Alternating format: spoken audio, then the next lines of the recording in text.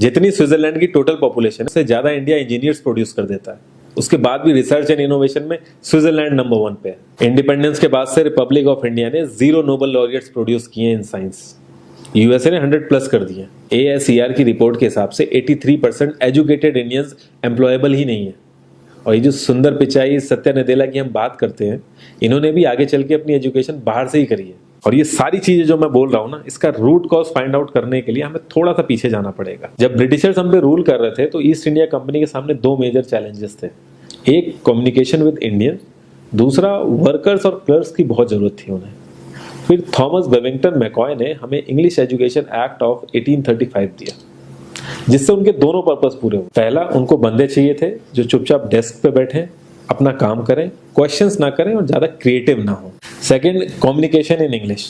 English सबसे ज्यादा बोले जाने वाली लैंग्वेज नहीं है, उसके बाद भी इंग्लिश एक लैंग्वेज की बजाय एक क्लास बन गया इंडिया में। रशिया, चाइना, फ्रांस, ये सब जगह इतना ऑब्सेशन नहीं है इंग्लिश को लेके जितना इंडिया में है। पुअर कम्युनिकेशन बोला जाता है अगर आपकी इंग्लिश अच्छी नहीं है, जबकि इंग्लिश ना आने का मतलब है कि आपको कोई और लैंग्वेज आती है। 5 साल पुराना iOS भी आज की डेट में आउटडेटेड माना जाता है। लेकिन इतनी इंपॉर्टेंट चीज हमारा एजुकेशन सिस्टम आज भी बस थोड़े से चेंजेस के साथ ऐसे ही चल रहा है। हमारे एजुकेशन सिस्टम में रटने का कंपटीशन होता है, जो ज्यादा रट लेता है उसके ज्यादा मार्क्स आते हैं। अब 95% जिसके संस्कृत में आए हैं वो भी संस्कृत नहीं बोल पा रहा है। और बेसिक हिस्ट्री होने की बजाय इतनी मोटी मोटी किताबें हैं हिस्ट्री की जिसका कोई मतलब नहीं है। अगर आज की डेट में आपको कुछ भी पता करना, आप गूगल से पता कर लोगे, उसके लिए आपको याद करने की जरूरत नहीं है इतना कुछ। और ये गवर्नमेंट स्कूल में हर क्लास में इंग्लिश का सब्जेक्ट है। 12-12 साल लगाने के बाद भी लोग इंग्लिश नहीं बोल पा रहे हैं। और बिना किसी बुक को पढ़े 5 साल का बच्चा सीख लेता है, क्योंकि उसको वैसा एनवायरमेंट मिल जाता है। A+B का whole square is equal to A² + B² + 2AB। इसका रियल लाइफ में क्या यूज है किसी को नहीं पता, न प्रिंसिपल, न टीचर, न बच्चे, बस पढ़ाई चले जा रहे हैं। हो सकता है इसका कुछ मतलब हो, लेकिन आप ट्राई करके देख लेना, किसी को नहीं पता। हाँ, 2AB की जगह अगर आपने 3AB बोल दिया तो 4 लोग हंसने वाले मिल जाएंगे आपके ऊपर। किंडरगार्टन में जो बच्चों को सिखाने के लिए टेक्निक यूज होती है वो लाख गुना अच्छी है कॉलेज की वो रटने वाली टेक्निक से। और जिन बच्चों के बहुत ज्यादा नंबर आते हैं ना, जो वो छुपा छुपा के एग्जाम में लिखते हैं, आप देखोगे जब वो रियल लाइफ में जाते हैं ना तो ज्यादातर क्रम्बल करते हैं वो।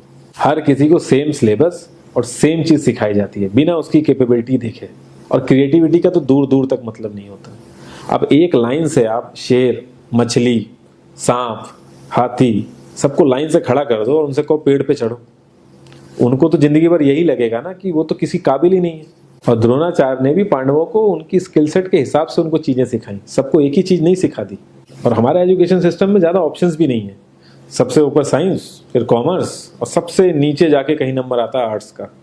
आर्ट्स लेने वाले को तो लोग इतना हल्के में लेते हैं जैसे वो किसी काम का ही नहीं है। हर माँ बाप को तो इंजीनियर या डॉक्टर ही बनाना है। कॉलेज वाले अगर एक्स्ट्रा कोर्स रख भी देते हैं तो माँ बाप एंट्री नहीं कराएंगे, तो वो सारा पैसा बर्बाद होगा कॉलेज का। तो ऑप्शंस कहाँ से आएंगे? और बचपन से ही आपकी ट्रेनिंग स्टार्ट हो जाती है। माँ बाप, भाई बहन, रिलेटिव सब यही समझाते हैं अगर आपके मार्क्स नहीं आए और जॉब नहीं लगी तो आपकी जिंदगी बेकार। और लाइफ की क्रिएटिविटी को आप रखते हो साइड में, और ये अच्छे मार्क्स और अच्छी जॉब पाना आपका सपना बन जाता है। अब ये सपना पूरा हो जाता है तो बहुत बढ़िया है, दूसरे को जेलस फील कराओगे, नीचा फील कराओगे। और इस छोटी सी उम्र में अगर सपना टूट जाता है तो सेल्फ डाउट में आ जाओगे। इतना बाहर वाले आपको नीचा नहीं समझेंगे जितना आप खुद की नजरों में गिर जाओगे। आप किसी भी 4-5 सक्सेसफुल आदमियों के बारे में सोच के देखिए जिन्हें आप बहुत सक्सेसफुल मानते हो या जिनकी तरह लाइफ आप जीना चाहते हो। मैं ये कह सकता हूँ कि वो इस एजुकेशन सिस्टम की वजह से तो सक्सेसफुल नहीं होंगे, चाहे वो जो भी हो। धीरू भाई अंबानी, विराट कोहली, आमिर खान, नरेंद्र मोदी, ये सब हमारे इस करंट एजुकेशन सिस्टम के ट्रैप में नहीं फंसे। इन्होंने खुद सीखा, खुद एजुकेट हुए और खुद आगे बढ़े। किसी कंपनी के सीईओ को अगर ये कहा जाए कि आप अपनी कंपनी के सारे डिपार्टमेंट में इंटरव्यू दीजिए, तो कोई गारंटी नहीं है कि वो सारे डिपार्टमेंट के इंटरव्यू निकाल लेगा। और ये भी हो सकता है कि वो आधे से ज्यादा डिपार्टमेंट के लिए क्वालिफाई ना करे एजुकेशन वाइज, लेकिन वो पूरी कंपनी चला सकता है। तो ये जो एक स्किल है, इसके बारे में बात क्यों नहीं होती? लोग अपनी 25% से ज्यादा जिंदगी इस करंट एजुकेशन सिस्टम में लगा देते हैं ताकि अपने से कम पढ़े लिखे आदमी की कंपनी में जाके उसके सपने पूरे कर सकें। इंडिया का जो करंट एजुकेशन सिस्टम है, अगर वो इतना ही अच्छा है तो जो भी सेलिब्रिटीज हैं, पॉलिटिशियंस हैं, वो अपने बच्चों को बाहर क्यों भेज रहे हैं पढ़ने के लिए? इनफैक्ट पॉलिटिशियंस के साथ तो ऐसा करना चाहिए, जिस एरिया से वो जीते हो उसी एरिया के गवर्नमेंट कॉलेज में उनके बच्चे को पढ़ना कंपलसरी हो जाए, तभी वहां के गवर्नमेंट कॉलेज सुधर सकते हैं। 368 प्यून की जॉब के लिए 1.5 लाख ग्रेजुएट और 24,968 पोस्ट ग्रेजुएट ने अप्लाई किया। मैं IAS PCS की तो बात नहीं करता हूँ, वो तो एक पैशन की बात होती है, लेकिन कुछ लोग 5-5, 6-6 साल से तैयारी कर रहे हैं कि कोई भी गवर्नमेंट जॉब मिल जाए उन्हें।